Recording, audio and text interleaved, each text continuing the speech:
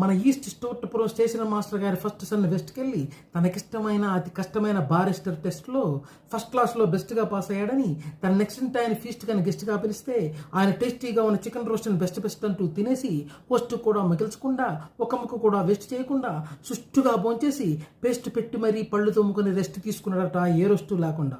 చాలా ఇంకా వదలమంటావా భాషా బరాటాలు, మాటల తోటాలు, ఎతిప్రాసల పరోటాలు, అసూయాంతక.